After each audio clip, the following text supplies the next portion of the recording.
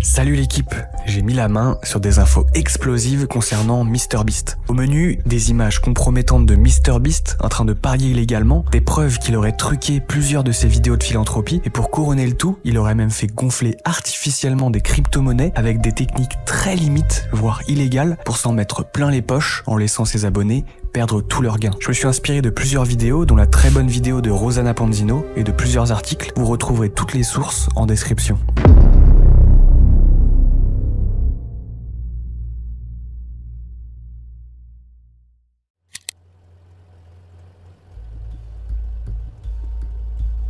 Commençons par le commencement. On a retrouvé un post Reddit qui date de 7 ans et qui a été publié par un certain MrBeast. À l'époque, Jimmy a 19 ans. Les gars, ne pariez pas. La douleur n'en vaut pas la peine. J'ai perdu des dizaines de milliers de dollars en pariant sur les cryptos et je le regrette amèrement. Rien que sur ce site, j'ai perdu 155 000 dollars. C'est important de noter que l'âge légal pour parier en Caroline du Nord, c'est 21 ans. Parier avant l'âge légal aux États-Unis, c'est sévèrement puni. Ils rigolent vraiment pas avec ça.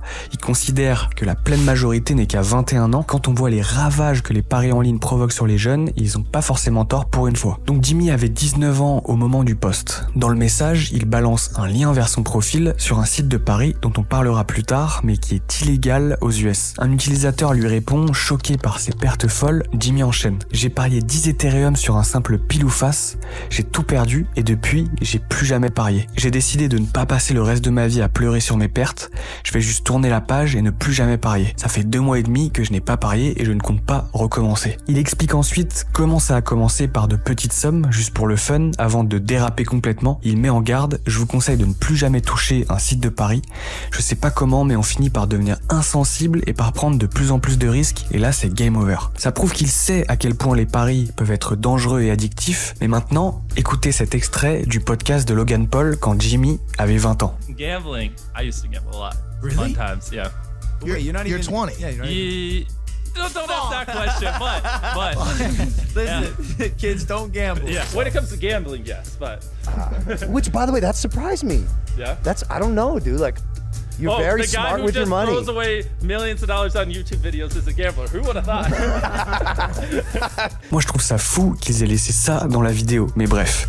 Jimmy avait juré qu'il ne parierait plus jamais. Voyons voir comment ça se passe aujourd'hui. I spent $50,000 on scratch-off tickets. I spent $1 million on scratch-off tickets. Oh crap! Here's $100,000 worth of scratch-off tickets. Holy crap! I spent $30,000 on lottery tickets, scratch-off tickets, whatever.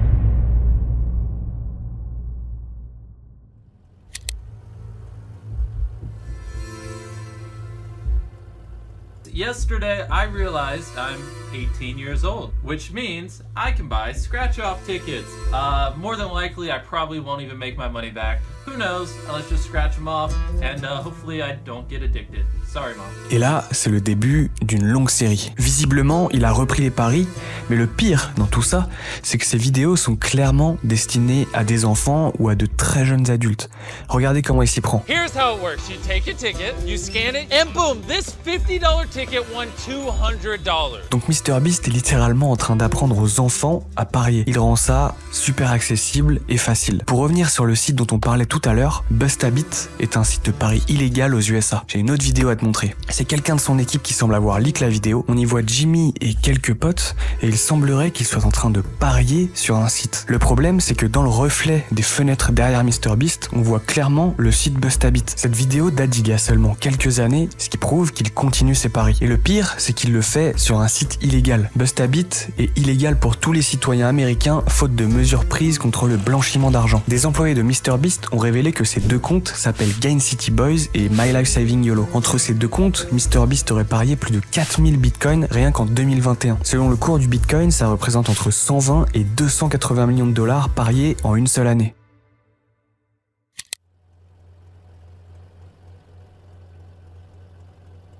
Mais accroche-toi bien, parce que ça, c'est que la partie émergée de l'iceberg. Pour rester dans la crypto, j'ai mis la main sur des infos qui vont te choquer. MrBeast aurait apparemment arnaqué ses abonnés pour près de 10 millions de dollars. Et crois-moi, ce scandale risque de faire un sacré boucan. Tout a commencé avec sa collaboration avec le projet crypto Superfarm DAO. Sur le papier, MrBeast devait investir 1 million de dollars dans le token Super. Le but, c'est d'ajouter de l'argent dans le projet pour qu'il se développe. Sauf que j'ai eu accès à un message révélé accidentellement par le CEO du projet, et devine quoi, en réalité, Jimmy n'a mis que 100 000 dollars, 1 million. J'ai vérifié les relevés de son portefeuille et ça confirme ce montant. Mais ça devient encore plus tordu. Jimmy se met à commenter et à suivre le projet sur Twitter. Résultat, la valeur du token explose littéralement. Des milliers de ses abonnés confiants se mettent à investir dans le token. Ils se disent sûrement que si MrBeast y croit, ça doit être une bonne affaire. Et là, accroche-toi bien, quelques jours plus tard, ces 100 000 dollars se sont transformés en 9 millions. Et qu'est-ce qu'il fait? Il retire tout cash sur un compte Binance. Immédiatement, la valeur du token s'effondre et tous ces gens qui avaient investi, ils se retrouvent avec des pertes énormes. C'est le jeu, c'est vrai, mais techniquement, ça s'appelle le pump and dump et c'est complètement interdit. En plus de tout ça, un message a fuité via un membre de son équipe et dans ce message, MrBeast reconnaît que s'il avait fait ce genre de manigance sur le marché boursier, il aurait eu de très gros problèmes. Et ce qui me choque le plus dans tout ça, c'est l'hypocrisie. D'un côté, il fait ses vidéos où il donne de l'argent à des gens dans le besoin, il construit des puits en Afrique, enfin soi-disant parce qu'on va voir par la suite que c'est pas si vrai, et de l'autre, il n'hésite pas à profiter de la confiance de ses abonnés pour s'enrichir sur leur dos. Alors j'en profite aussi pour faire passer un message en termes de création de contenu et de génie derrière tout ça. Il y a rien à dire, MrBeast, c'est un vrai génie, mais ça me tenait à cœur de quand même dénoncer les coulisses d'un si gros succès.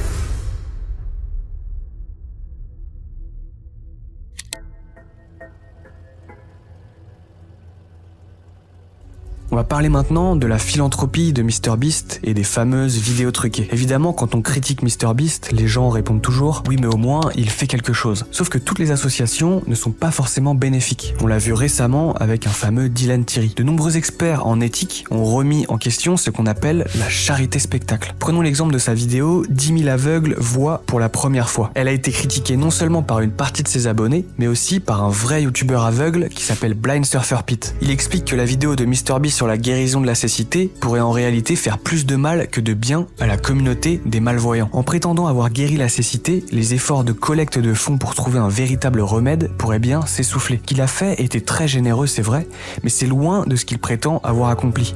C'est souvent le problème avec ce genre de charité spectacle, on exagère ou on déforme la réalité pour coller à un certain récit et surtout pour toujours en faire plus. MrBeast n'a pas guéri la cécité, il a financé des opérations de la cataracte. Il y a un autre article intéressant sur le sujet qui s'appelle La gentillesse pour les clics, MrBeast et le problème de la philanthropie spectacle de Matthew Wade. Il y a toute une partie sur le contenu exploiteur et le poverty porn. Beaucoup de gens puissants se cachent derrière le voile de la charité, des gens comme Weinstein, Jeffrey Epstein ou encore P. Diddy. Je mettrai le lien en description. En gros, l'idée c'est qu'aux yeux du public, on a l'impression qu'ils font plein de bonnes actions alors qu'en coulisses, c'est une toute autre histoire. Ça sert à plein de choses, dont à s'exonérer de certains impôts. Mais le plus accablant contre MrBeast, c'est qu'il a truqué certaines parties de ses vidéos de philanthropie, en faisant croire qu'il en a fait plus qu'en réalité. Il y a une vidéo où il prétend avoir construit 100 puits, mais on voit plusieurs fois les mêmes puits présentés comme différents. Par exemple, puits 29 et 67 sont identiques. Il dit aussi avoir construit plein de puits au Kenya, mais montre clairement des puits construits au Zimbabwe. Regarde ce clip et essaye de trouver ce qui cloche. A few months ago, at the very top of a 9,000-foot mountain in a remote part of Nepal, this hospital looked like this. Si t'as pas repéré les effets spéciaux, je vais te les montrer. Voici l'image avant de l'hôpital et voici l'image après. Ce que j'ai remarqué, c'est que Dan Mace, le réalisateur de Beast Philanthropy, a fait une vidéo des coulisses de ce tournage où ils construisent un hôpital au Népal. Le bâtiment a l'air très différent dans ses prises de vue. Par exemple, il y a de la mousse qui pousse ici, le béton s'effrite par là, il y a des trous dans le toit et plein de détritus partout. Mais dans le vrai plan, dans la vraie vie, pas de mousse, rien qui s'effrite, rien de vraiment abîmé. MrBeast a volontairement dégradé la structure pour que le avant-après soit bien choquant. Ils ont utilisé des effets spéciaux pour faire croire que tout était délabré, ils ont même ajouté des déchets autour. Mais ils ont aussi supprimé 80% de la structure qui était en fait déjà un hôpital pour faire croire que lui et son équipe avaient tout construit. Du coup, ces images ont été utilisées dans des articles de presse pour montrer que MrBeast revitalise un hôpital népalais, apportant des services vitaux à des milliers de personnes. En réalité, ils ont juste installé des panneaux solaires, ils n'ont pas construit l'hôpital et ils ont fait croire que si. Le danger, c'est où on met la limite. Si on exagère ce qu'on fait en tant qu'association caritative, on détourne l'attention et les financements d'autres associations qui sont peut-être plus honnêtes. Autre vidéo. This secluded town in the middle of nowhere looked like this. Est-ce que tu l'as vu? Le bâtiment n'a pas l'air réel du tout.